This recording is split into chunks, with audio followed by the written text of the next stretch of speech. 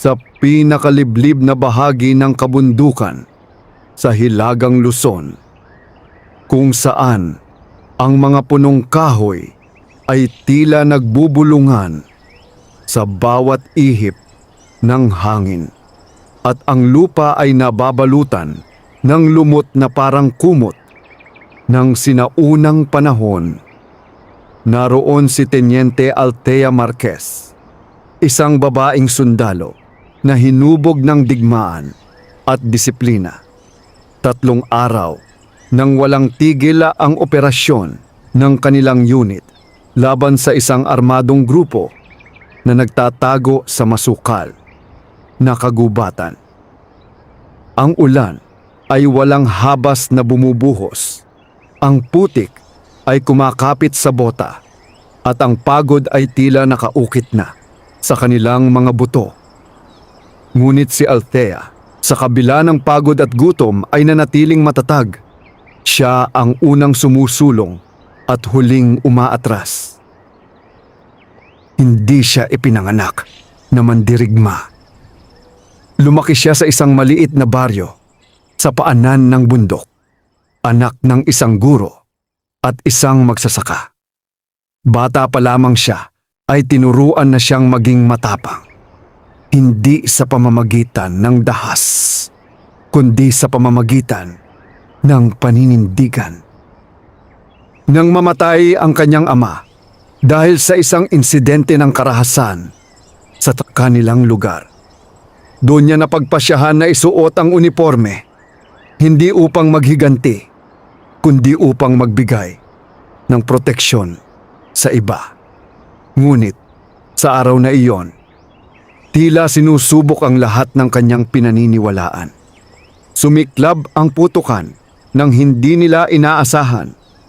Mula sa mataas na bahagi ng burol ay umalingaw-ngaw ang sunod-sunod na putok. Agad na naghahanap ng takip ang kanyang mga kasamahan. Si Althea, na nasa unahan, ay nagtangkang hilahin ang isang sugatang kawal palayo sa linya ng apoy. Isang malakas na pagsabog ang yumanig sa lupa. Nang mamulat siya, ang mundo ay tila umiikot. May mainit na likidong dumadaloy sa kanyang tagiliran. Tinangka niyang tumayo ngunit bumigay ang kanyang tuhod. Ang kanyang paningin ay lumalabo at ang huling imahe na nakita niya ay ang makakapal na dahon ng kagubatan na tila sumasayaw sa ibabaw niya. Nagising siya sa gitna ng katahimikan. Hindi niya alam kung gaano katagal siyang nawalan ng malay. Ang ulan ay tumigil na. Ang paligid ay nababalot ng manipis na hamog at ang hangin ay may kakaibang lamig. Pilit niyang ginalaw ang kanyang kamay. Naramdaman niya ang benda sa kanyang tagiliran. Malinis. Maingat ang pagkakatali. Napakunot ang kanyang noo. Hindi ito gawa ng isang sundalo. Iba ang paraan ng pagkakatali. Tila masyadong maingat. Halos may paglalambing. Hindi ka pa dapat mamatay. Ang tinig ay malalim ngunit malumanay. Tila nagmumula sa mismong hangin. Mabilis na hinanap ni Althea ang pinanggalingan ng boses. Sa pagitan ng 2 punong balete ay may isang anyong nakatayo. Matangkad, balingkinitan, at may balat na tila kumikislap sa sinag ng buwan. Ang kanyang mga mata ay may liwanag na hindi pangkaraniwan, hindi tulad ng tao. Engkanto, bulong ni Althea, halos hindi niya marinig ang sarili. Lumaki siya sa mga kwentong bayan ng kanilang baryo. Mga nilalang na nagbabantay sa kalikasan, nagbibigay ng biyaya o sumpa, depende sa kilos ng tao.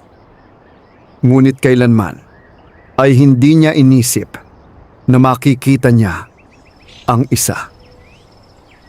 Lumapit ang nilalang.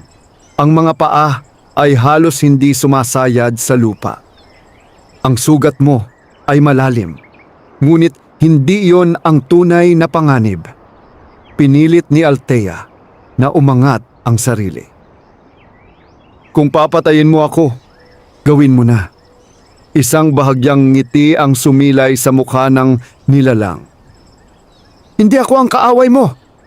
Isang malamig na hangin ang umikot sa paligid nila. Biglang sumakit ang sugat ni Althea, ngunit kasabay nito ay may init na unti-unting kumalat sa kanyang katawan. Hindi masakit, kundi nakapapawi. Bakit mo ako tinulungan? Tanong niya. Pilit na nilalabanan ang antok na muling bumabalot sa kanya. Dahil minsan, sagot ng engkanto, may mga taong handang isugal ang kanilang buhay hindi para sa kapangyarihan, kundi para sa kapayapaan. Ang ganyang puso ay bihira. Unti-unting bumigat ang kanyang mga talukap. Ngunit bago tuluyang pumikit, naramdaman niya ang malamig na palad na dumikit sa kanyang noo. Ibibigay ko sa iyo ang aking proteksyon, wika ng nilalang. Ngunit tandaan mo, ang bawat biyaya ay may kapalit. Nang muling sumikat ang araw, natagpuan si Althea ng kanyang mga kasamahan sa gilid ng sapa. Nakahiga, ngunit buhay. Ang sugat na dapat sana'y ikamamatay niya ay tila naghilom nang higit sa inaasahan ng sinumang doktor. Hindi niya ikinuwento ang kanyang nakita. Ngunit sa bawat pagdilat niya ng mga mata, may pakiramdam siyang may nagmamasid, hindi upang manakit, kundi upang magbantay. At sa kailaliman ng kagubatan, may isang nilalang na tahimik na nagbabantay sa babaeng sundalo na ngayon ay may dalang proteksyon na hindi nakikita ng ordinaryong mata. Pagkaraan ng 2 linggo, nakabalik si Teniente Althea Marquez sa kampo. Ayon sa ulat ng doktor ng batalyon, milagro ang bilis ng kanyang paggaling. Ang sugat na dapat sana'y nagdulot ng matinding komplikasyon ay tila gumaling na parang ilang buwan na ang lumipas. Ngunit para kay Althea, hindi iyon basta milagro. Sa tuwing sasagi sa kanyang isip ang mga matang may liwanag sa gitna ng hamog, muli niyang nararamdaman ang malamig ngunit maamong palad sa kanyang noo. Hindi niya alam kung panaginip lamang iyon o bunga ng pagkawala niya ng malay. Subalit may isang bagay na hindi niya maipaliwanag, ang kakaibang pakiramdam ng presensya sa kanyang paligid. Sa unang gabi ng kanyang pagbabalik, hindi siya makatulog.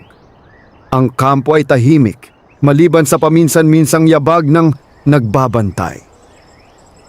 Sa labas ng kanyang tolda, ang mga punong kahoy ay animoy mga aninong nakatayo sa ilalim ng buwan. Napaupo siya nang biglang kumislap ang maliit na marka sa kanyang kaliwang pulso. Napahawak siya roon.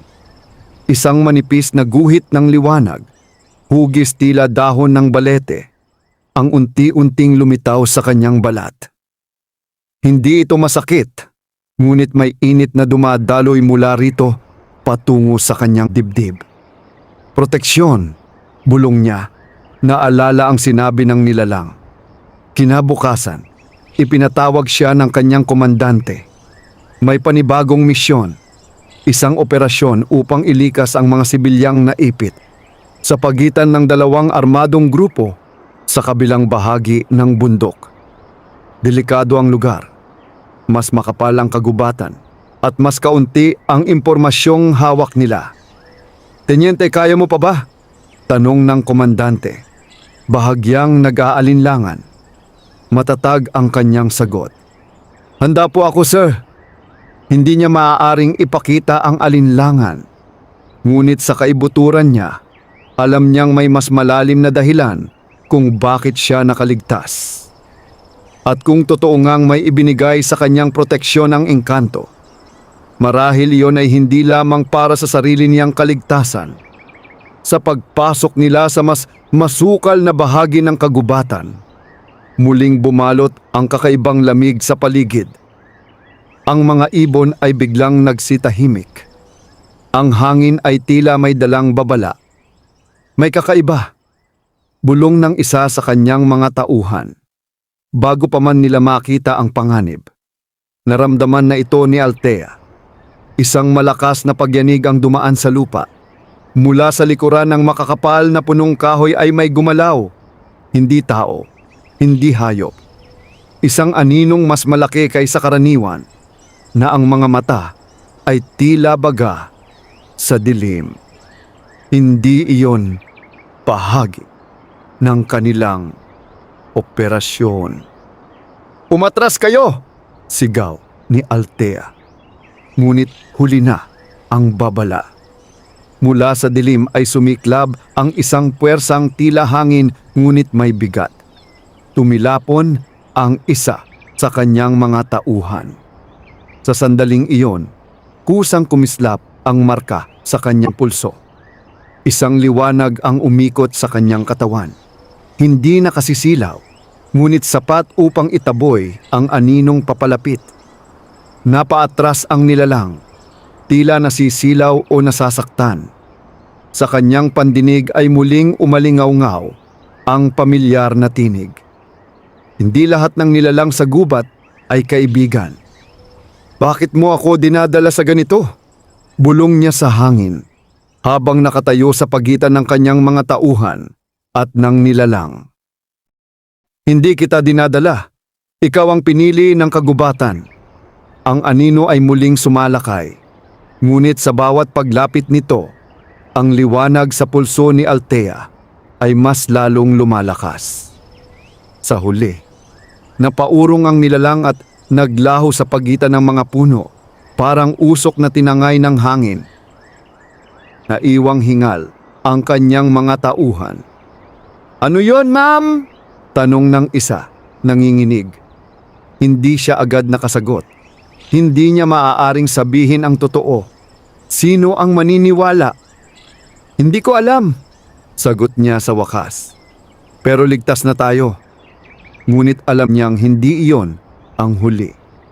Nang matapos nila ang misyon at matagumpay na mailikas ang mga sibilyan, nanatiling mabigat ang kanyang dibdib. Ang marka sa kanyang pulso ay hindi nawala. Bagkus, mas naging malinaw ito. Sa gabing iyon, muling nagpakita ang engkanto sa gilid ng kampo, sa ilalim ng isang matandang balete. "May nagising," wika nito. "Ano ang ibig mong sabihin?" mariin niyang tanong. "May mga nilalang na matagal nang natutulog sa kailaliman ng bundok. Ang iyong dugo, ang iyong tapang ang liwanag na ibinigay ko. Iyon ang nagpaalala sa kanila na may puwersang muling kumikilos. Hindi ko ginusto ito. Walang sino man ang tunay na pumipili ng tadhana," sagot ng engkanto. "Ngunit maaari mong piliin kung paano mo ito haharapin." Tahimik siyang tumingin sa nilalang. Ano ang kapalit? Sa unang pagkakataon, ang liwanag sa mga mata nito ay tila naging malungkot. "Kapag dumating ang oras, hihilingin ko ang isang bagay na tanging ikaw lamang ang makapagbibigay." Hindi na ito nagsalita pa. Unti-unti itong naglaho sa hamog. Naiwang mag-isa si Althea sa ilalim ng balete. Hawak ang kanyang pulso kung saan patuloy na kumikislap ang tanda ng liwanag. Alam niyang nagsimula pa lamang ang mas malalim na digmaan. Hindi lamang laban sa mga taong may armas, kundi laban sa mga lihim na nilalang na matagal nang nakatago sa anino ng kagubatan. At sa bawat paghinga niya, mas lalo niyang nararamdaman na ang proteksyong ibinigay sa kanya ay hindi lamang kalasag. Ito rin ay isang paanyaya sa mas malaking laban na hindi niya maaaring takasan. Lumalim ang gabi sa kampo at ang karamihan sa mga sundalo ay mahimbing na ang tulog matapos ang nakakapagod na operasyon. Ngunit si Teniente Althea Marquez ay gising, nakaupo sa labas. ng kanyang tolda. Nakatanaw sa matandang baleteng nakatayo sa gilid ng kampo. Ilang beses na niyang napanaginipan ang punong iyon mula nang makabalik siya sa serbisyo. Sa bawat panaginip, may liwanag sa ilalim nito at isang anyong nakatayo sa pagitan ng mga ugat na tila mga kamay na nakaunat mula sa lupa. Hindi na niya kailangang itanong kung sino ang naroon. Tahimik siyang tumayo at naglakad patungo sa balete. Sa bawat hakbang niya, tila lumalamig ang hangin at humihinto ang mga kuliglig sa kanilang pag-awit. Nang marating niya ang puno, agad na kumislap ang marka sa kanyang pulso. At narito ka na naman, wika ng pamilyar na tinig. Mula sa likod ng makakapal na ugat ay lumitaw ang engkanto. Sa mas malinaw na liwanag ng buwan, mas nakita ni Althea ang kakaibang kagandahan nito. Ang buhok na tila hinahaplos ng hangin kahit walang ihip, at ang mga matang may lalim na parang gabi. Hindi ako mapakali, diretsang sabi ni Althea. May nilalang na umatake sa amin kanina. Hindi iyon tao. Hindi nga, sagot ng engkanto. Isa iyon sa mga bantay ng lilim. Napakunot ang noo niya. Bantay ng lilim? Mga nilalang na isinilang sa pagitan ng liwanag at dilim. Matagal na silang natutulog sa kailaliman ng bundok. Ngunit nang ibinigay ko sa iyo ang aking proteksyon, nagising ang kanilang pandama. Kasalanan ko, may bahid ng galit sa kanyang tinig. Hindi kasalanan, mahinahong sagot ng engkanto. Balanse, sa tuwing may liwanag na sisiklab, may dilim na susubok itong patayin. Tahimik siyang napayuko. Bilang sundalo, sanay siya sa konsepto ng laban at kapalit. Ngunit iba ito. Hindi niya kayang barilin ang isang nilalang na hindi naman saklaw ng kanilang mundo. Ano ang gusto nila sa akin? Tanong niya.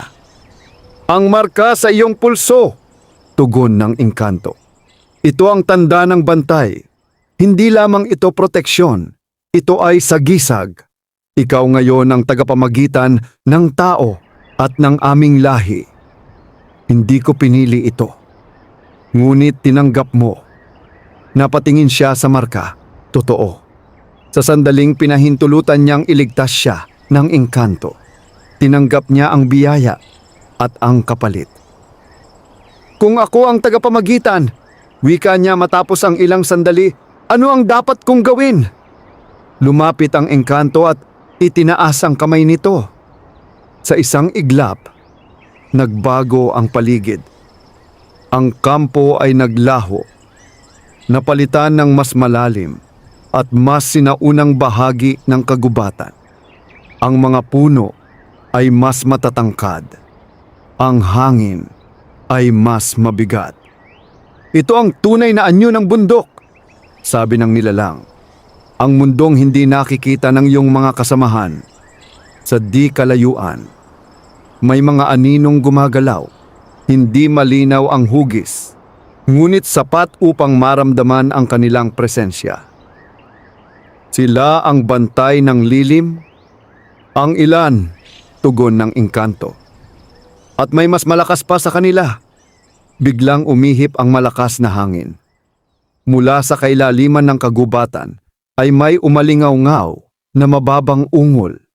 Hindi sigaw ng hayop, kundi tila panaghoy ng isang bagay na matagal nang nakakulong.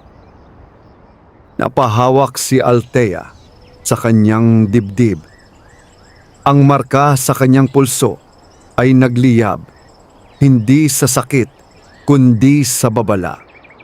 Ano iyon? Mariin niyang tanong. Ang hari ng lilim, sagot ng engkanto. At sa unang pagkakataon ay may bakas ng pag-aalala sa tinig nito. Siya ang pinakamatandang nilalang sa bahaging ito ng bundok. Kung tuluyan siyang magising, hindi lamang kayo ang malalagay sa panganib. Pati kayo, dagdag ni Althea. Tumango ang engkanto. Sa sandaling iyon, muling nagbago ang paligid at bumalik sila sa kampo. Ang mga tunog ng gabi ay nagbalik. Tila walang nangyari. Bakit ako? Mahina niyang tanong. Dahil ang puso mo ay hindi madaling lamunin ng takot. Sagot ng engkanto. At dahil sa kabila ng iyong pagiging sundalo, marunong kang mag-alaga. Naalala niya ang sugatang kawal na hinila niya palayo sa putukan. Ang mga sibilyang iniligtas nila, ang mga batang nakangiti matapos ang bawat misyon ng pagresponde. Kung haharapin ko ang hari ng lilim, matatag niyang wika, kailangan ko ng katotohanan. Walang lihim. Sandaling nanahimik ang engkanto bago sumagot. May kapalit ang bawat hakbang na lalapit ka sa mundo namin. Habang lumalakas ang iyong marka, unti-unti kang mahihiwalay sa karaniwang buhay. Anong ibig mong sabihin? Darating ang araw na makikita mo ang hindi na kayang makita ng iba. Maririnig mo ang mga tinig na hindi nila maririnig. At maaaring dumating ang oras na kailangan mong pumili. Mananatili ka ba bilang tao o tatayo bilang bantay? Parang may malamig na kamay na pumisil sa kanyang puso. Bilang sundalo, malinaw ang kanyang tungkulin. Ngunit bilang anak, bilang kaibigan, bilang ordinaryong babae, may mga pangarap din siyang hindi nakaugnay sa digmaan. Hindi pa ako handang pumili, bulong niya. Hindi mo pa kailangang pumili ngayon, sagot ng engkanto. Ngunit maghanda ka. Ang hari ng lilim ay unti-unting gumigising. Unti-unting naglaho ang anyo nito sa hangin, na parabang naging bahagi lamang ng hamog. Naiwang mag-isa si Althea sa ilalim ng balete. Ang marka sa kanyang pulso ay kumikislap sa ilalim ng buwan. Sa di kalayuan, may bahagyang paggalaw sa pagitan ng mga puno, isang pares ng matang nagmamasid. At sa kaibuturan ng bundok, may isang sinaunang nilalang na dahan-dahang nagmulat ng mga mata. Naramdaman ang liwanag na hindi niya kailanman kinagiliwan. Ang laban ay hindi na lamang tungkol sa lupa at armas. Ito ay laban ng liwanag at lilim. Kinabukasan, tila walang bakas ng kakaibang nangyari sa ilalim ng balete. Ang kampo ay abala sa paghahanda para sa susunod na operasyon. May ulat ng pagkawala ng ilang residente sa isang baryong malapit sa paanan ng bundok. Mga magsasakang hindi na nakauwi matapos pumunta sa kanilang bukirin. Bilang opisyal na namumuno sa Reconnaissance Unit, si Teniente Althea Marquez ang inatasang manguna sa paghahanap.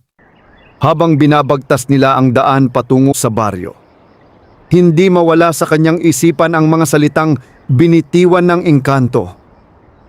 Ang hari ng lilim ay unti-unting gumigising. Sa bawat hakbang niya, ramdam niya ang bahagyang init sa kanyang pulso. Hindi na lamang iyon liwanag, tila isa itong kompas na gumagabay sa kanya sa isang direksyong hindi nakikita ng kanyang mga kasamahan. Pagdating nila sa baryo, sinalubong sila ng mga bakas ng kaguluhan. May mga bakod na wasak, mga kagamitan na nakakalat sa lupa, at katahimikang masyadong mabigat para sa isang lugar na dapat sana'y puno ng ingay ng buhay. "Ma'am, walang senyales ng armadong grupo," ulat ng isa sa kanyang tauhan. "Parang basta na lang sila nawala." Lumuhod si Althea at hinawakan ang lupa. Basa pa ito, tila may kung anong dumaan sa gabi. Nang sumagi sa kanyang balat ang lupa, kumislap ang marka sa sa kanyang pulso. Biglang nagbago ang kanyang paningin. Sa isang iglap, nakita niya ang lugar na tila nababalot ng manipis na anino.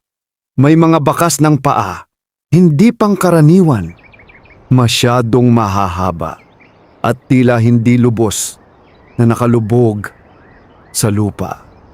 Napapikit siya sandali. Pagdilat niya, wala na ang aninong iyon. Ngunit malinaw sa kanya ang direksyong tinahak ng mga bakas. Sa hilagang bahagi, mariin niyang utos. Doon tayo. Hindi na siya tinanong pa ng kanyang mga tauhan. Habang papalalim sila sa kagubatan, mas lalong lumalamig ang hangin. Ang mga ibon ay biglang nagsiliparan palayo at ang mga dahon ay tila umuungol sa bawat galaw. Pagdating nila sa isang bangin, natagpuan nila ang isa sa mga nawawala. Walang malay ngunit buhay. Walang sugat ngunit tila drained ang katawan. Maputla at nanghihina. Parang inubos ang lakas. Bulong ng medik. Naramdaman ni Althea ang pag-init ng kanyang pulso. Lumapit siya sa lalaki at inilapit ang kamay sa noo nito. Hindi niya alam kung bakit, ngunit tila may nagtutulak sa kanya. Isang manipis na sinag ng liwanag ang dumaloy mula sa marka patungo sa katawan ng lalaki. Napasinghap ito at bahagyang nagmulat ng mga mata. "Ma'am!" Bulong ng isa sa kanyang tauhan, hindi makapaniwala. Hindi na niya naitago ang nangyari. Sa sandaling iyon, umalingaw-ngaw ang isang malalim na ugong mula sa kailaliman ng bangin. Ang lupa ay bahagyang yumanig. "Umatras kayo!" sigaw niya. Mula sa dilim ng bangin ay may umangat na anino, mas malaki kaysa sa nakita nila noon. Ang hugis nito ay tila nabubuo at nawawala. Parang usok na may sariling buhay. Sa gitna nito ay dalawang matang naglalagablab sa malamlam na pula. Ang hari ng lilim ay hindi pa ganap na lumilitaw. Ngunit ang kanyang presensya ay sapat upang magdulot ng takot. Kumisalap ang marka ni Althea, mas maliwanag kaysa dati. Isang bilog ng liwanag ang pumalibot sa kanyang unit, na tila kalasag laban sa paparating na puwersa. Sa kanyang isipan ay narinig niya ang tinig ng engkanto. Hindi pa siya buo, ngunit sinusubok kanya. "Hindi kita hahayaang kunin sila," mariin niyang wika. Kahit hindi niya tiyak kung naririnig siya ng nilalang. Biglang sumalakay ang anino, bumalot sa paligid na parang makapal na usok. Ang ilan sa kanyang mga tauhan ay napaluhod, tila nahihirapang huminga. Pinikit ni Althea ang kanyang mga mata at hinayaan ang init sa kanyang pulso na kumalat sa buong katawan. Inalala niya ang kanyang dahilan, ang kanyang ama, ang kanyang baryo, ang mga sibilyang inililigtas nila araw-araw. Mula sa kanyang dibdib ay sumiklab ang mas maliwanag na liwanag, hindi na lamang mula sa marka, kundi mula sa kanyang buong pagkatao. Sa isang malakas na pagputok ng hangin, napaurong ang anino at muling bumagsak sa kailaliman ng bangin. Naglaho sa dilim. Unti-unting bumalik ang normal na paligid. Ang mga ibon ay muling umawit at ang hangin ay naging mas magaan. Ngunit si Althea ay napaluhod, hingal at halos mawalan ng lakas. Lumapit ang isa sa kanyang mga tauhan. "Ma'am, ano po iyon?" Tumingin siya sa kanila, sa kanilang mga matang puno ng pagkalito at takot. "May mga bagay sa bundok na hindi natin naiintindihan," sagot niya ng maingat. "Pero ang mahalaga, ligtas tayo." Hindi niya alam kung gaano pa katagal niya kayang itago ang katotohanan. Nang gabing iyon, muling nagpakita ang engkanto. Mas malinaw at mas seryoso ang anyo.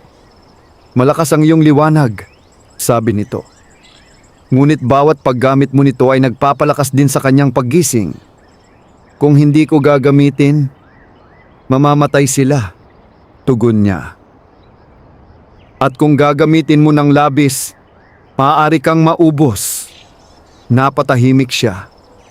Hindi ko hiningi ang kapangyarihang ito, wika niya. Ngunit ikaw ang pinili nito, sagot ng engkanto. At sa lalong madaling panahon, kakailanganin mong harapin ang hari ng lilim ng hindi lamang bilang sundalo, kundi bilang tunay na bantay. Sa malayo, sa kailaliman ng bangin, muling kumislap ang dalawang matang pula. Hindi pa tapos ang panawagan ng kailaliman. Lumipas ang mga araw na tila mas mabigat kaysa karaniwan. Sa bawat operasyon ng unit ni Teniente Altea Marquez, may kakaibang tensyon sa hangin. Parang may nagmamasid sa bawat galaw nila. 3 pang nawawalang residente ang natagpuan nila sa magkakaibang bahagi ng bundok. Lahat ay buhay, ngunit tila inubusan ng lakas. Walang sugat, walang bakas ng dahas. Ngunit ang kanilang mga mata ay puno ng takot na para bang may nakita silang hindi maipaliwanag. Sa bawat pagliligtas, napipilitan si Altea na gamitin ang liwanag sa kanyang pulso. Sa simula, sapat ang simpleng paglapit niya upang maibalik ang lakas ng mga biktima. Ngunit habang tumatagal, mas ramdam niya ang pagkapagod sa bawat paggamit ng kapangyarihan. Parang may unti-unting kumukuha sa kanya ng isang bagay na hindi niya lubos maunawaan. Isang gabi, matapos ang isang mahirap na misyon, napansin niyang hindi na niya marinig ang karaniwang ingay ng kampo.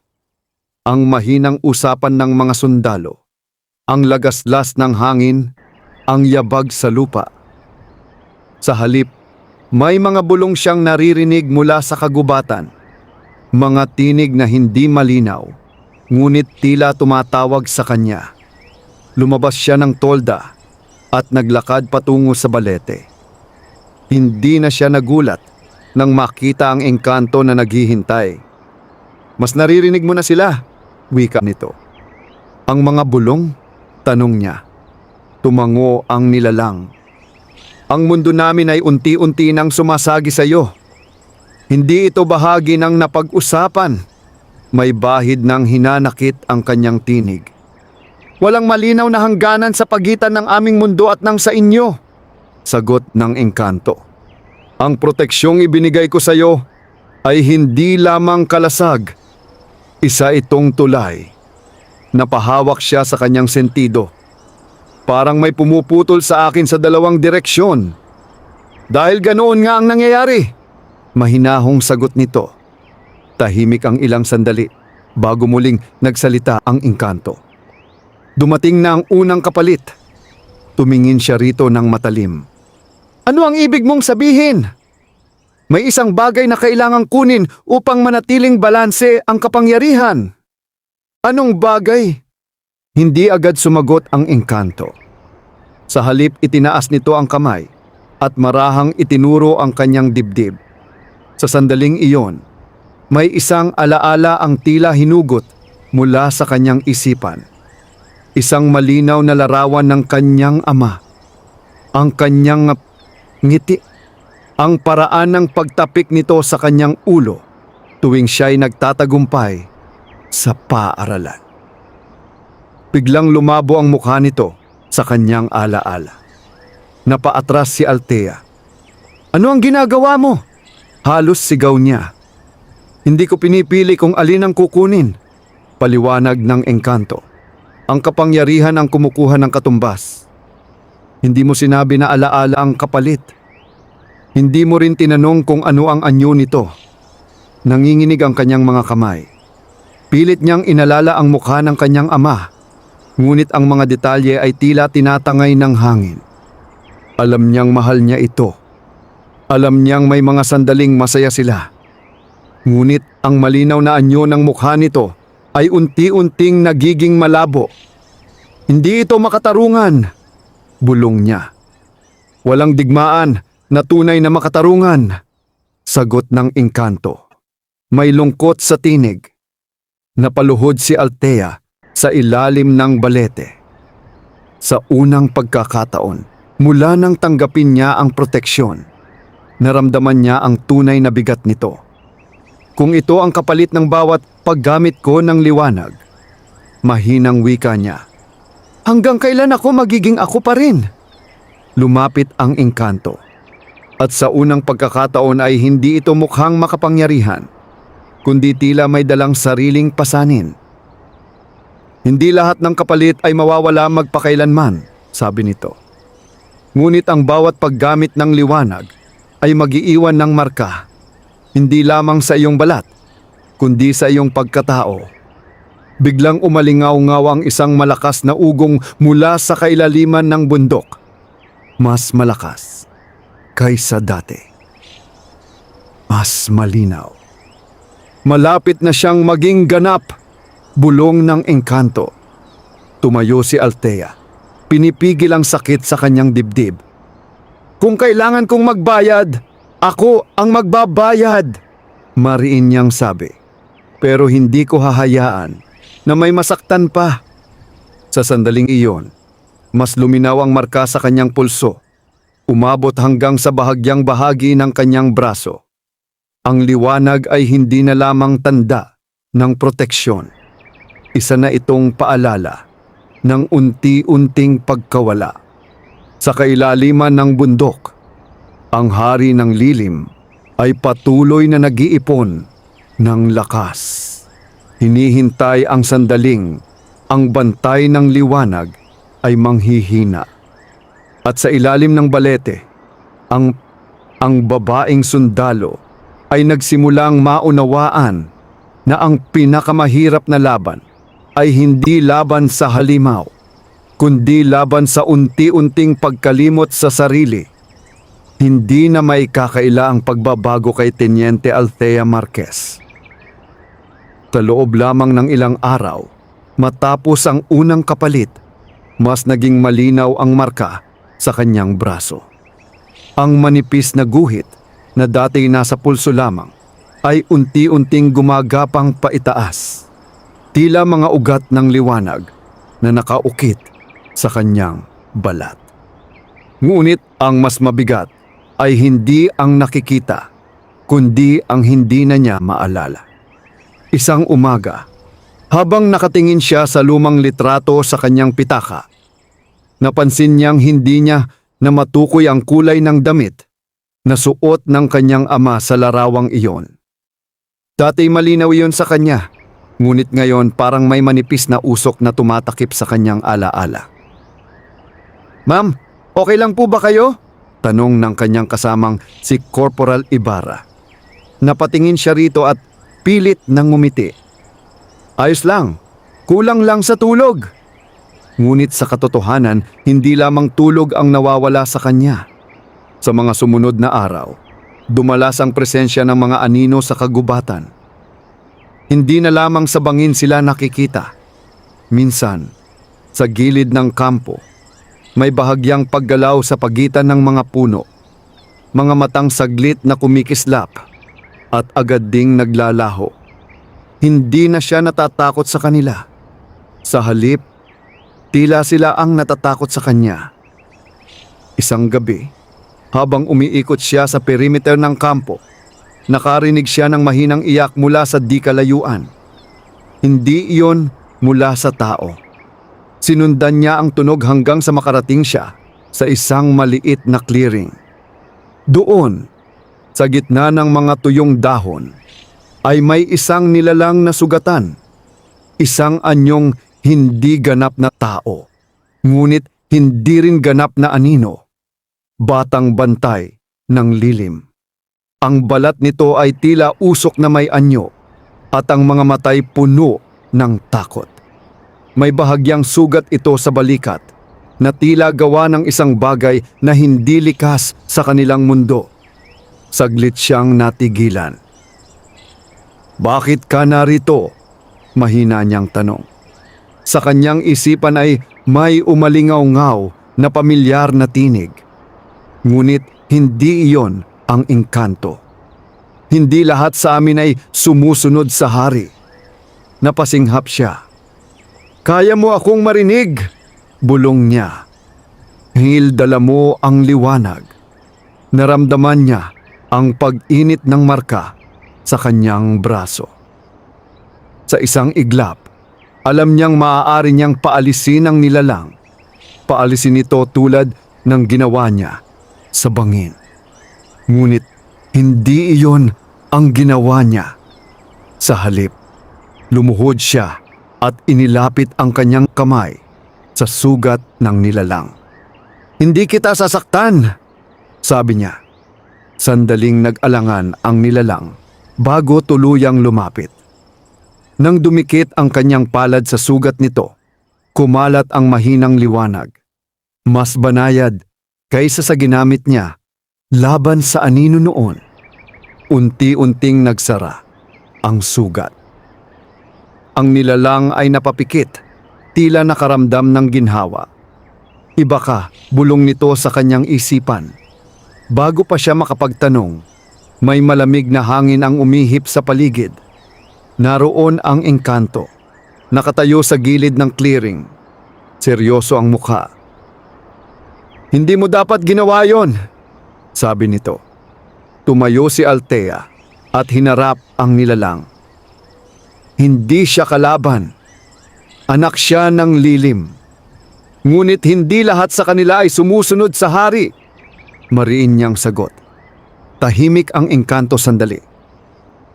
Habang lumalalim ang iyong ugnayan sa aming mundo, mas nagiging malinaw ang iyong kakayahang pumili, sabi nito. Ngunit tandaan mo, ang bawat pagpili ay may mas mabigat na kapalit. Mas mabigat pa kaysa sa pagkawala ng alaala. May pait ang kanyang tinig. Maaring oo.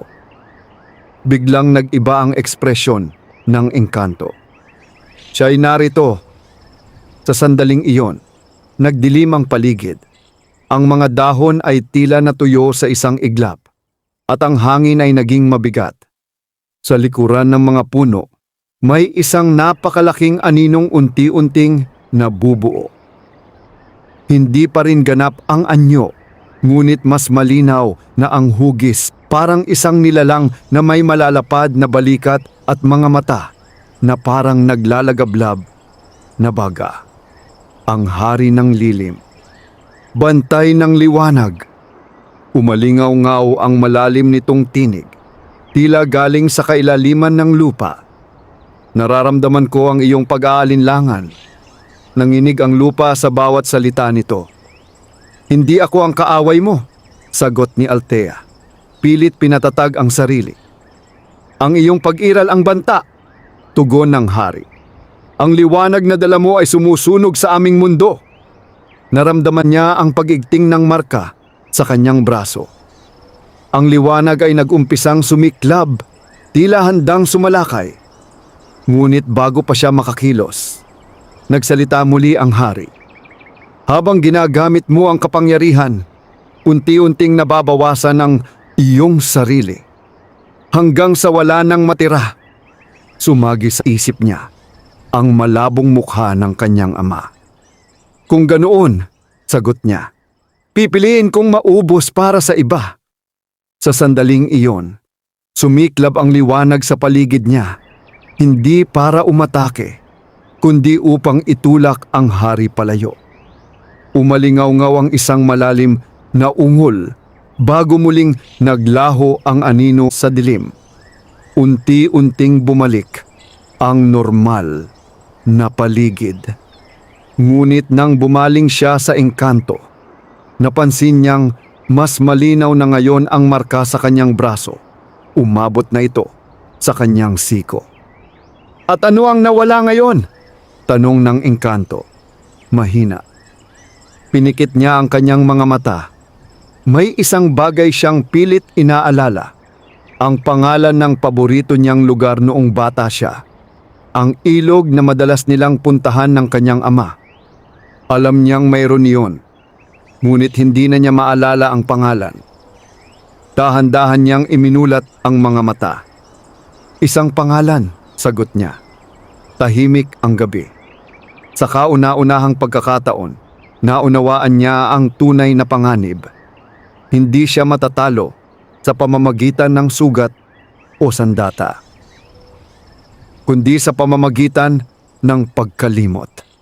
At sa bawat paggamit niya ng liwanag, mas lumalapit ang sandaling maaaring hindi na niya maalala kung sino siya o kung bakit siya lumalaban. Mula nang harapin niya ang hari ng lilim sa clearing, nagbago ang takbo ng mga araw ni Teniente Altea Marquez. Hindi na lamang sa gabi lumilitaw ang mga anino.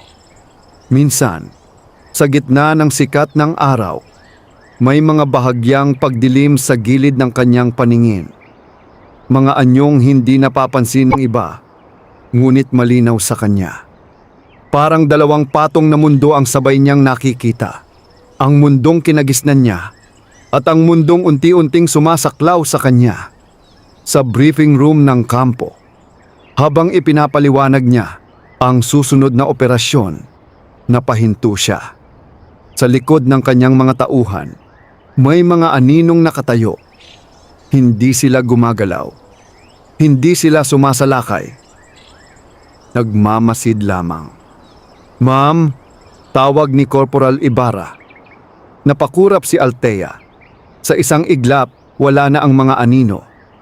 Ang tanging naroon ay ang kanyang mga tauhan, naghihintay ng utos. "Mag-ingat tayo sa hilagang sektor," mahinahong sabi niya. May hindi pangkaraniwang galaw sa kagubatan. Hindi niya kayang sabihin ang totoo. Habang papalalim ang kanyang ugnayan sa liwanag, mas lumilinaw din ang kanyang pandama sa mundo ng mga nilalang. Naririnig niya ang mga bulong kahit sa gitna ng ingay ng radyo. Nararamdaman niya ang paggalaw ng mga bantay ng lilim kahit milya ang layo. At kapalit nito, mas lumalabo ang ilang bahagi ng kanyang nakaraan. Isang gabi, tinawagan siya ng kanyang ina mula sa baryo. "Anak, kailan ka uuwi?" tanong nito sa kabilang linya. Natahimik siya. Dati, kabisado niya ang bawat detalye ng kanilang bahay. Ang kulay ng pinto, ang amoy ng nilulutong ulam tuwing linggo, ang tunog ng kampana ng kapilya sa umaga. Ngayon may mga puwang sa kanyang alaala. "Sa lalong madaling panahon, Nay," sagot niya. Pilit pinatatag ang tinig.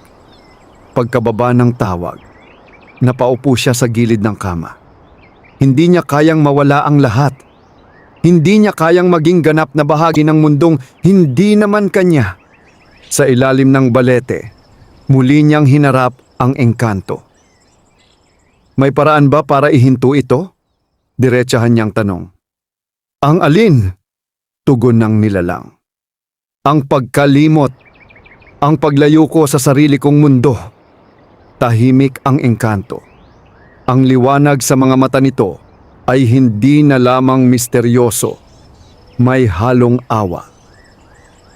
"Kapag ang isang tao ay naging tulay," sabi nito, "hindi na siya ganap na nasa isang panig. Ngunit may paraan upang hindi ka tuluyang matangay." "Ano iyon?" "Kailangan mong yakapin ang dalawang mundo. Hindi itakwil ang isa para sa isa." Napakunot ang kanyang noo. "Paano?" "Hindi sapat na gamitin mo ang liwanag bilang sandata," paliwanag ng engkanto. "Kailangan mo itong maunawaan." Sa sandaling iyon, itinaas ng engkanto ang kamay at muling nagbago ang paligid. Nasa gitna sila ng isang malawak na kapatagan sa kailaliman ng bundok. Sa isang panig ay may liwanag na tila bukang liwayway. Sa kabila naman ay makapal na dilim. "At narito ang hangganan," sabi ng engkanto. Sa pagitan ng liwanag at dilim ay may manipis na linya. Isang puwang na tila naghihintay. "Ito ang lugar kung saan ka dapat tumayo," dagdag nito. Habang nakatayo si Altea Sa gitna, naramdaman niya ang paghila ng dalawang puwersa. Ang liwanag ay nagbibigay ng init at lakas. Ang dilim ay malamig, ngunit may kakaibang katahimikan. Biglang umalingaw-ngaw ang tinig ng hari ng lilim mula sa kadiliman. Hindi ka kailanman magiging ganap sa kanilang mundo, wika nito. Sa huli, iiwan ka nila. Hindi mo siya pag-aari, sagot ng engkanto. Hindi ko siya kailangan, tugon ng hari. Ang kailangan ko ay ang kanyang pagkapagod. Naramdaman ni Althea ang bigat ng mga salitang iyon. Kung patuloy niyang gagamitin ang liwanag ng walang pag-unawa, mauubos siya. Ngunit kung tatanggihan niya ito, maraming masasaktan. Huminga siya ng malalim at isinara ang kanyang mga mata. Hindi siya liwanag lamang. Hindi rin siya lilim. Isa siyang tao. Isang sundalo, isang anak, isang babaeng may sariling pagpili. Unti-unti niyang hinayaan ang liwanag sa kanyang braso na humupa. Hindi mawala, kundi kumalma. Hindi na ito naglalagablab. Sa halip naging banayad itong parang ilaw na hindi nakasisilaw. Naramdaman niyang humina rin ang paghila ng dilim. Pagdilat niya ng mga mata, nakatayo pa rin siya sa pagitan ng dalawang mundo, ngunit hindi na siya hinahatak. Natuto ka, mahinang sabi ng engkanto. Hindi ko kailangang maubos upang lumaban, tugon niya. Sa malayo, sa kailaliman ng dilim, bahagyang umurong ang presensya ng hari ng lilim. Ngunit bago tuluyang maglaho ang tagpong iyon, muling nagsalita ang hari. Kung ganoon, haharapin mo ako sa aking tunay na anyo. Nagbalik ang paligid sa ilalim ng balete. Napatingin si Althea sa marka sa kanyang braso. Nandoon pa rin ito, ngunit mas kontrolado, mas tahimik. Hindi na siya basta-bastang kasangkapan ng kapangyarihan. Natuto siyang pumagitna. Ngunit alam niyang ang tunay na pagsubok ay paparating. Sapagkat kung haharapin niya ang hari ng lilim sa tunay nitong anyo, hindi na sapat ang simpleng liwanag. Kailangan niyang maging higit pa sa bantay. Sa mga sumunod na araw, ang bundok ay tila nagbago ng anyo. Mas madalas ang pagguho ng lupa sa mga liblib na bahagi. May mga ulat ng biglaang paglamig ng hangin kahit tirik ang araw. Ang mga hayop sa kagubatan ay tila naglilipatan. Iniiwasan ang isang tiyak na bahagi ng kabundukan, ang bangin. Doon nagsimula ang unang paglitaw ng anino. Doon rin naramdaman ni Althea ang pinakamatinding presensya ng hari. Sa command tent, tinutukan niya ang mapa ng lugar. Hindi na lamang ito simpleng operasyon ng militar. May mas malalim na dahilan kung bakit nagiging sentro ang bangin ng mga pangyayari.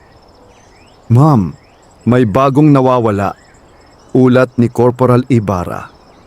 Isang pamilya mula sa gilid ng bundok. Walang bakas ng pakikibaka. Naramdaman ni Althea ang bahagyang pag-init ng marka sa kanyang braso. Hindi takot, pabala. Hindi na ito basta pag-atake, mahinahong sabi niya. May hinahanda siya. Hindi nagtanong ang kanyang mga tauhan kung sino ang tinutukoy niya. Matagal na nilang napapansin ang kakaibang lakas na nagmumula sa kanilang pinuno at ang mga hindi maipaliwanag na pangyayaring kila siya lamang ang may kakayahang harapin. Kinagabihan, bago ang planong pagpunta sa bangin, nagtungo siya muli sa ilalim ng balete. Naroon ang engkanto. Mas malinaw ang anyo kaysa dati, ngunit mas tahimik. Handa na siya, sabi nito, bago pa man siya magsalita. At ako, Tanong ni Althea. Masanda ka kaysa sa inaakala mo. Hindi iyon ang ibig kong sabihin. Lumapit ang engkanto. Ang tunay na anyo ng hari ay hindi lamang anino.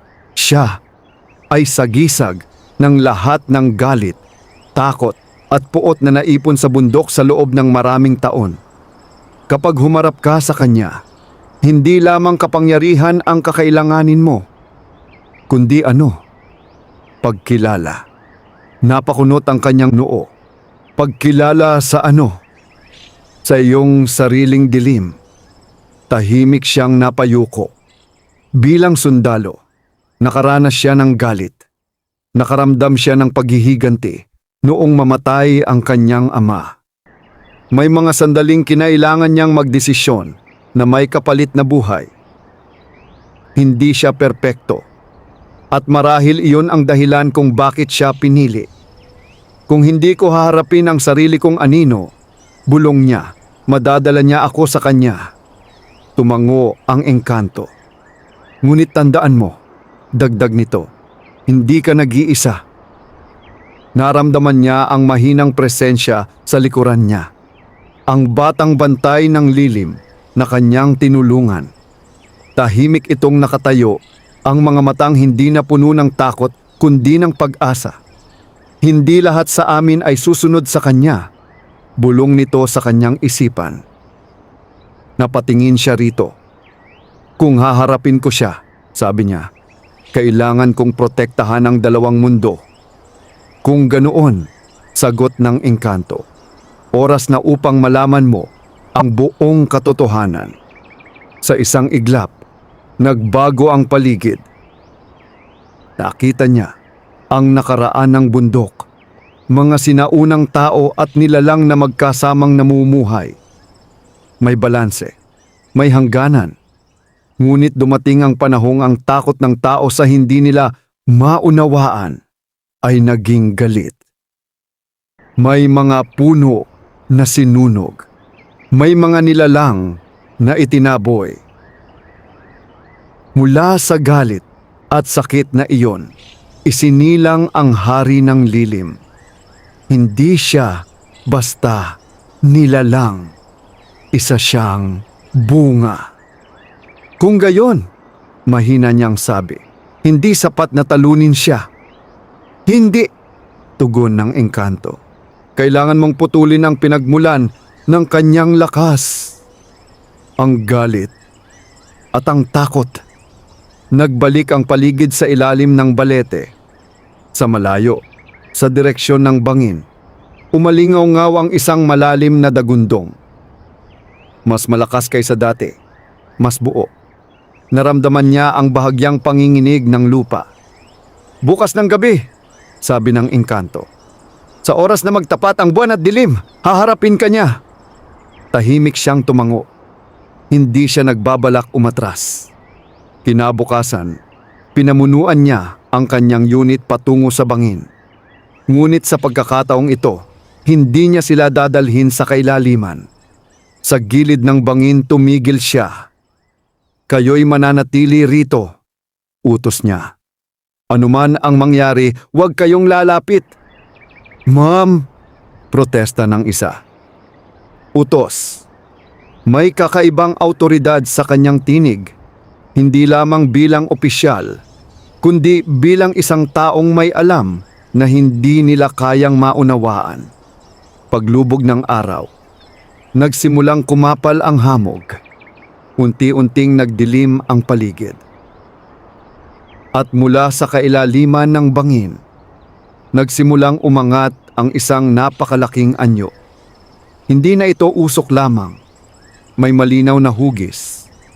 May mga matang naglalagablab. May tinig na kayang yumanig sa kaluluwa. Bantay ng liwanag, umalingaw-ngaw ang hari ng lilim. Dumating ka na! Huminga ng malalim si Althea at inilahad ang kanyang mga kamay. Ang marka sa kanyang braso ay hindi sumiklab ng marahas. Sa halip, umilaw ito ng banayad, ngunit matatag. Hindi ako dumating para makipagdigma, sabi niya. Kundi, para tapusin ito. Sa sandaling iyon, ang tunay na anyo ng hari ay tuluyang nabuo sa harap niya at nagsimula ang huling paghahanda para sa sagupaan na magtatakda ng kapalaran ng bundok at ng kanyang pagkatao. Sa itaas, ang buwan ay tila nakamasid, malamlam ngunit saksi sa nalalapit na sagupaan. Ang hangin ay hindi gumagalaw. Ang mga dahon ay tila natigil sa kanilang pag-ugoy na parabang ang buong bundok ay naghihintay. Sa harap ni Teniente Altea Marquez, tuluyang nabuo ang tunay na anyo ng Hari ng Lilim. Hindi na ito basta usok o anino.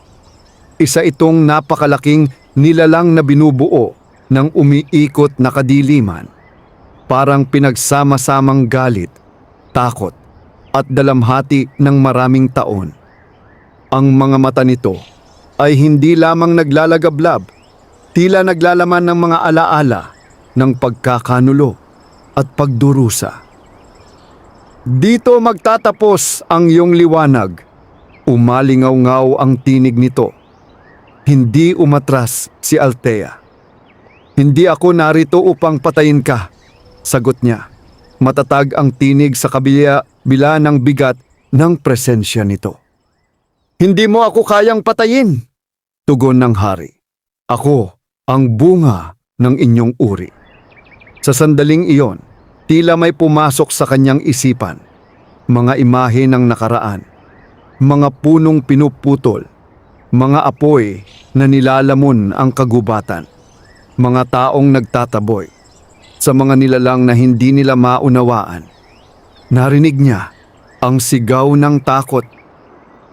Narinig niya ang galit. At ikaw, dagdag ng hari, ay hindi naiiba. May galit ka rin. May dilim ka rin. Tumagos ang mga salita sa kanyang dibdib. Oo, may galit siya. May mga gabing gusto niyang isisi ang mundo sa pagkamatay ng kanyang ama. May mga sandaling kinailangan niyang magmatigas sa gitna ng digmaan. Ngunit hindi iyon ang buong pagkatao niya. Hindi ko itinatanggi ang dilim sa akin, mahinahon niyang sabi. Ngunit hindi iyon ang namumuno sa akin. Sa likuran niya, sa gilid ng bangin, naramdaman niya ang presensya ng engkanto at ng batang bantay ng lilim. Hindi sila nakikialam, ngunit naroon. Ang iyong liwanag ay pansamantala, sabi ng hari. Sa bawat paggamit mo nito, nawawala ang iyong sarili. Sumagi sa isip niya ang mga alaala na unti-unting nabura. Ang malinaw na mukha ng kanyang ama, ang pangalan ng ilog noong siya'y bata pa. Masakit, ngunit hindi siya nagsisi. Kung iyon ang kapalit, sagot niya, tatanggapin ko. Ngunit hindi para wasakin ka, kundi para ihinto ang galit na bumubuo sa'yo. Umalingaw-ngaw ang isang malakas na dagundong. Sumalakay ang hari. Ang kadiliman ay parang alon na rumaga sa patungo sa kanya. Ngunit sa halip na salubungin ito ng marahas na liwanag, ipinikit ni Altea ang kanyang mga mata. Hindi siya umatake. Sa halip, hinayaan niyang bumalot ang dilim sa kanya. Sa loob ng kadiliman, nakita niya ang mga alaala ng bundok, ang unang apoy, ang unang sigaw ng takot, ang unang pagkakamaling nag-ugat ng galit. Narinig niya ang tinig ng hari, hindi bilang halimaw, kundi bilang sugatang nilalang. Hindi nila kami tinanggap. Hindi namin kayo naunawaan, sagot niya sa isip. Sinunog nila ang aming tahanan. Natakot sila. At ikaw? Tahimik siyang napaisip. Natatakot din ako, amin niya. Ngunit hindi ako hahayaan ng takot na magdikta ng galit. Unti-unti, ang marka sa kanyang braso ay hindi na naglalabas ng matinding liwanag. Sa halip, naging banayad itong parang ilaw sa dilim. Hindi nakasisilaw, kundi gumagabay. Sa labas, nakita ng engkanto ang kakaibang pagbabago. Ang napakalaking anyo ng hari ay tila nabibitak, hindi dahil sa lakas, kundi dahil sa pag-igting ng sariling galit. Sa loob ng kadiliman, inilapit ni Althea ang kanyang kamay sa gitna ng dibdib ng nilalang. "Hindi kita kailangang wasakin," bulong niya. "Kailangan kitang pakawalan." Sa sandaling iyon, kumalat ang liwanag, hindi bilang sandata, kundi bilang init. Ang mga matang naglalagablab ay unti-unting naging malamlam. Ang dagundong ay napalitan ng mahinang paghinga. Sa unang pagkakataon, naramdaman ng hari ang isang bagay na matagal nang nawala: katahimikan. Ngunit kapalit nito, may isang bagay na tuluyang naputol sa loob ni Althea. Isang huling alaala ang lumabo: ang tinig ng kanyang ama na tumatawag sa kanyang pangalan noong bata pa siya. Naramdaman niya ang pagkirot, ngunit hindi siya umatras. Unti-unting naghiwa-hiwalay ang napakalaking anyo ng hari. Nagiging manipis na anino na unti-unting tinatangay ng hangin. Hindi siya tuluyang naglaho, ngunit hindi na rin siya halimaw. Ang bangin ay naging tahimik. Ang lupa ay tumigil sa panginginig. Sa gitna ng hamog, bumagsak si Althea sa kanyang tuhod. Pagod ngunit buhay. Lumapit ang engkanto. "Hindi mo siya winasak," sabi nito. "Hindi iyon ang kailangan," mahina niyang tugon. Sa kailaliman ng bangin, may natitirang banayad na anino, ngunit hindi na ito nagbabanta. Isang bagong balanse ang nabuo. Ngunit si Althea ay napapikit. Nararamdaman ang bigat ng kapalit. May mga bahagi ng kanyang nakaraan na hindi na kailanman babalik. At sa huling kabanata ng kanyang laban, kakailanganin niyang harapin ang pinakamahalagang tanong: kapag nawala ang sapat na alaala, sino pa siya?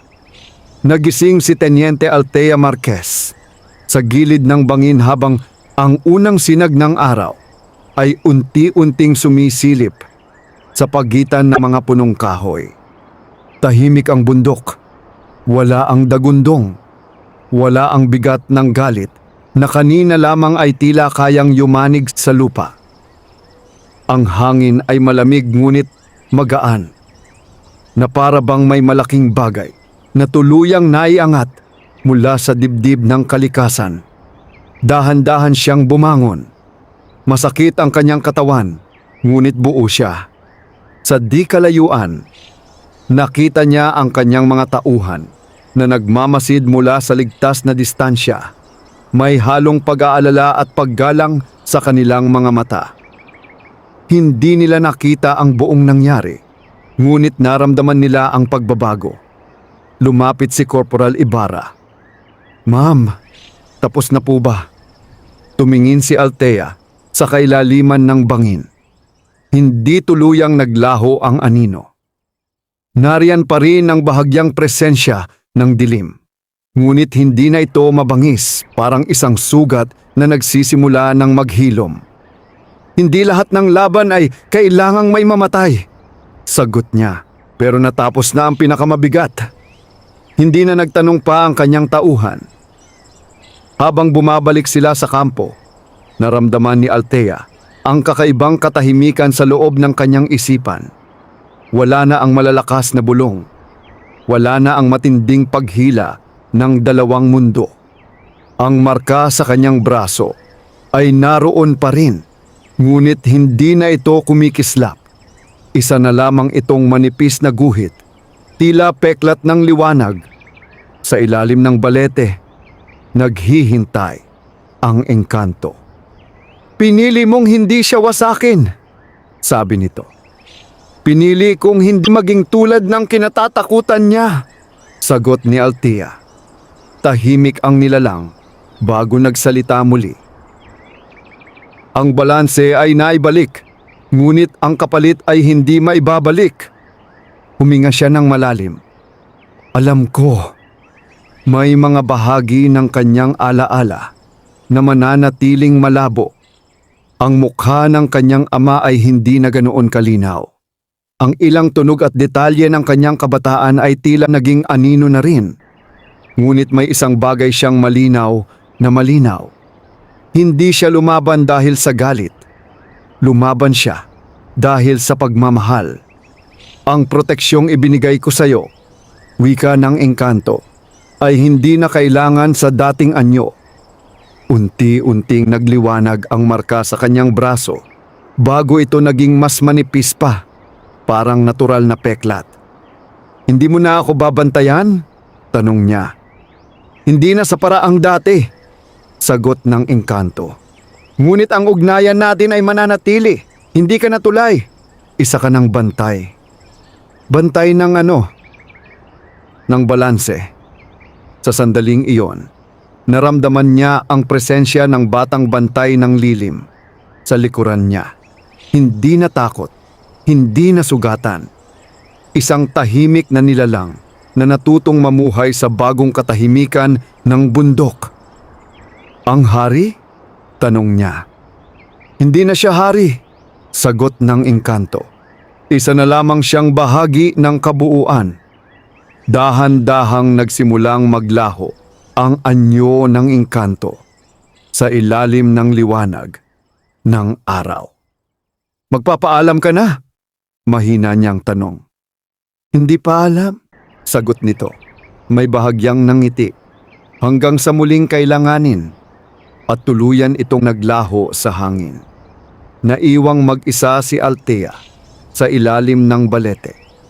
Ngunit hindi siya nakaramdam ng pag-iisa. Sa mga sumunod na buwan, naging mas payapa ang bundok. Wala nang misteryosong pagkawala. Wala nang biglaang pagdilim ng hangin. Sa kampo, si Teniente Althea Marquez ay nanatiling pinuno, ngunit may bago siyang pananaw. Hindi lahat ng kaaway ay kailangang wasakin. Hindi lahat ng dilim ay kailangang takasan. May mga bagay na kailangang unawain. Isang araw, nagbakasyon siya at umuwi sa kanilang baryo. Nakatayo siya sa harap ng lumang bahay. May mga detalyeng hindi niya maalala. Ngunit nang marinig niya ang tinig ng kanyang ina na tumatawag sa kanya mula sa loob, may init na bumalot sa kanyang dibdib. Maaaring may mga bahagi ng kanyang nakaraan ang nawala. Ngunit ang damdamin ay nanatili. At habang nakatanaw siya sa kabundukan mula sa kanilang bakuran, naramdaman niya ang banayad na presensya ng balanse. Hindi bilang liwanag o lilim, kundi bilang katahimikan. Hindi na siya simpleng sundalo. Hindi na rin siya tulay ng dalawang mundo. Isa siyang bantay na piniling manatiling tao. At sa tuwing iihip ang hangin mula sa bundok, may mahinang bulong siyang naririnig. Hindi bilang babala, kundi bilang paalala na ang tunay na lakas ay hindi nasusukat sa kapangyarihang kayang magwasak, kundi sa tapang na maghilom. Wakas.